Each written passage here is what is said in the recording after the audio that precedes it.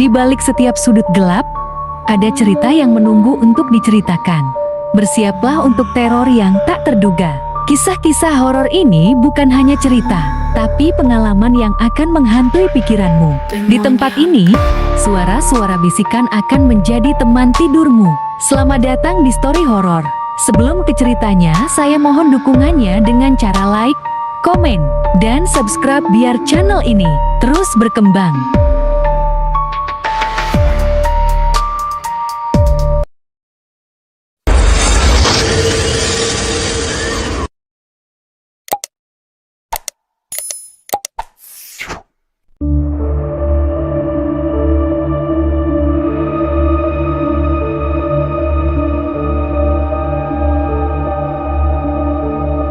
Di balik gelapnya sejarah, ada tempat-tempat yang seharusnya tidak pernah kita ganggu. Malam ini, kita akan memasuki sebuah goa peninggalan masa penjajahan Jepang. Tempat yang konon menyimpan jeritan, penderitaan, dan kematian yang tak pernah benar-benar pergi. Banyak yang datang ke sana hanya untuk sekadar melihat, tapi tidak semuanya kembali dengan keadaan yang sama. Apa yang sebenarnya tersembunyi di dalam perut bumi itu? Dan apakah kita benar-benar sendirian saat berada di sana? Matikan lampu, pakai headset kalian, dan bersiaplah, karena cerita ini mungkin akan mengikuti kalian bahkan setelah video ini berakhir. Malam turun lebih cepat di kaki bukit itu. Kabut tipis menggantung seperti tirai yang menutupi rahasia lama. Aku dan 3 temanku berdiri di depan mulut Goa Jepang, sebuah lubang hitam yang menganga, seolah menelan cahaya terakhir senja. Yakin mau masuk? Tanya Dika. Suaranya setengah bergetar. Aku mengangguk, meski jantungku sendiri berdetak tak karuan. Kamera sudah di tangan, senter di kepala, dan rasa penasaran mengalahkan rasa takut. Kami melangkah masuk. Udara di dalam goa terasa berat, lembab, dan dingin menusuk tulang. Bau tanah basah bercampur sesuatu yang lebih tua, seperti aroma besi berkarat atau darah yang telah lama mengering. Langkah kaki kami menggema panjang, seolah ada yang mengikuti. Dengar nggak? Bisik Ryan. Kami berhenti. Henning. Lalu bunyi itu muncul lagi. Tapi kali ini bukan dari depan, melainkan dari belakang kami. Kami menoleh bersamaan. Kosong. Hanya lorong panjang yang gelap, seolah tak berujung. Perasaan tadi gak sepanjang ini, gumamku pelan. Kami terus masuk lebih dalam. Dinding goa dipenuhi goresan beberapa seperti huruf Jepang. Tapi ada juga yang terlihat seperti bekas kuku. Ini bukan tulisan, kata Dika mendekatkan senter. Ini kayak orang nyakar dinding. Belum sempat kami mencerna, tiba-tiba suara keras dari dalam lorong sebelah. Kami tersentak. Itu apa barusan? Tanpa berpikir, kami mengarahkan senter ke arah suara. Ada cabang lorong sempit di sebelah kanan, gelap, pekat. Dan dari dalam sana terdengar suara pelan, serak, seperti orang berbisik. Tazuke, Tazuke. Aku membeku. Itu bahasa Jepang.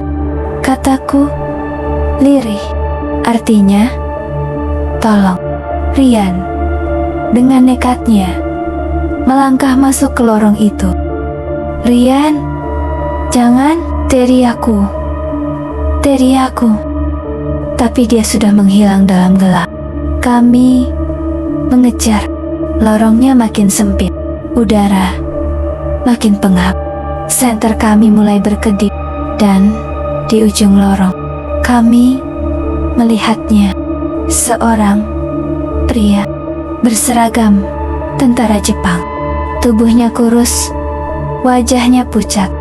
Tapi yang paling mengerikan, matanya kosong, hitam, sepenuhnya hitam. Dia berdiri membelakangi kami. Rian, mundur, bisikku. Tapi Rian justru mendekat. Pak, Ki, panggilnya pelan, perlahan. Pria itu menoleh. Wajahnya hancur di satu sisi. Dagingnya seperti meleleh, memperlihatkan tulang pipi yang retak. Mulutnya terbuka, dan dari dalamnya keluar suara yang tidak manusiawi. Tazuke. Lalu, tiba-tiba, dia berlari ke arah kami. Kami panik, berlari tanpa arah. Senter jatuh, nafas terengah.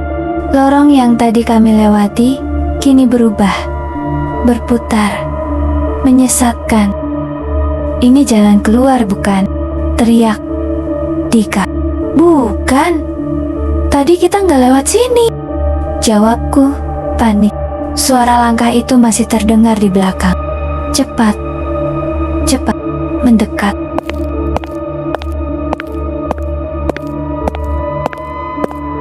Dan di sela-sela itu, suara bisikan. Jangan tinggalkan aku. Aku belum mati. Aku masih di sini. Aku masih di sini. Akhirnya kami menemukan cahaya. Mulut goa. Kami berlari keluar. Jatuh tersungkur di tanah. Terengah-engah. Sunyi. Tidak ada yang mengejar. Kami saling pandang. Rian, mana? Tanya Dika. Aku menoleh ke kiri, ke kanan. Dada terasa sesak. Rian, tidak ada jawaban.